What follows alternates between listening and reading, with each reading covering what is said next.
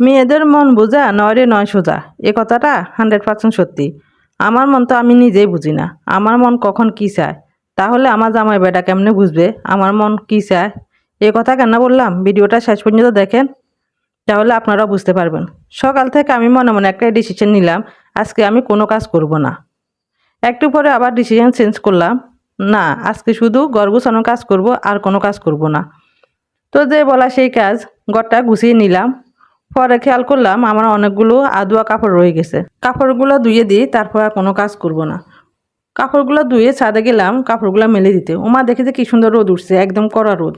তো আমার কতগুলো দান আছে, শুকাতে হবে। তো সেই দানগুলো দিয়ে দিলাম, যেহেতু আজকে অনেক রোদ উঠছে, বর্ষাকাল সহজে কিন্তু রোদ দেখা যায় না। দানগুলো শুকালে ভালো হতো, আজকে আর বৃষ্টি আসবে না দেখেই মনে হচ্ছে, যেহেতু কড়া রোদ আছে। তো দানগুলা দিয়ে দিলাম, দিয়ে ভালো করে মেলে দিলাম, দিয়ে চারপাশে ঝাড়ু দিয়ে রেখে দিয়ে আসলাম। দেখি যে মশলা আসছে, পরে মশলা থেকে মাছ নিলাম। মশলা তো প্রতিদিন আসে না, 2-1 দিন পর পরে আসে। আমরা যার থেকে মাছ লই সেই লোকটা। তো আজকে যেহেতু আসছে, তো তার থেকে মাছ নিয়ে নিলাম। ফ্রিজে মাছও ছিল না। এখন মাছগুলো কেটে ধুয়ে পরিষ্কার করে ফ্রিজে রেখে দেবো। এদিকে 2টা মুরগি ছিল, সেগুলো আগে থেকে জবাই করে আমি পরিষ্কার করে রাখছিলাম। একটা ফ্রিজে রেখে দেবো, আর একটা আজকে রান্না করব। আজকে শুধু মুরগির মাংস রান্না করবো, এটাই ডিসিশন ছিল। পরে দেখি যেহেতু মাছ লইছে, মাছগুলো রান্না করবো কি।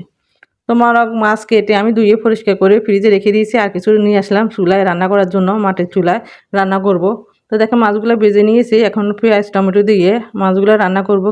তো যেহেতু 2 চুলা আমি রান্না করতেছি, তো এক চুলায় তো আমি মাছ রান্না করতেছি, অন্য পাশে আমি মুরগির মাংস আলু দিয়ে রান্না করতেছি, মুরগির মাংস দিয়ে আলু ঝোল করবো সেই জন্যে।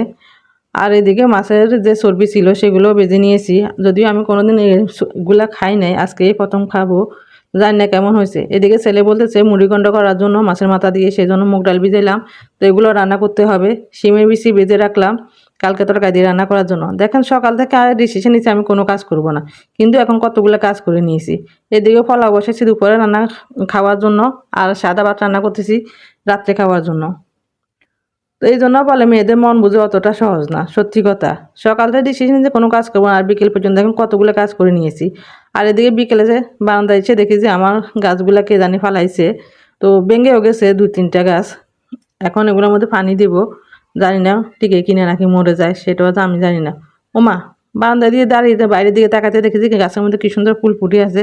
তো সেটাও একটু ভিডিও করলাম, দেখেন কি সুন্দর হলুদ জবা নাকি কি আমি জানি না ফুলটার নাম, তবে অনেক সুন্দর লাগে দেখতে। তো এই যে কাপড়গুলো যে ধুছি, সেগুলো ছাদ থেকে নিয়ে এসে এভাবে খাটের উপর রেখে দিলাম।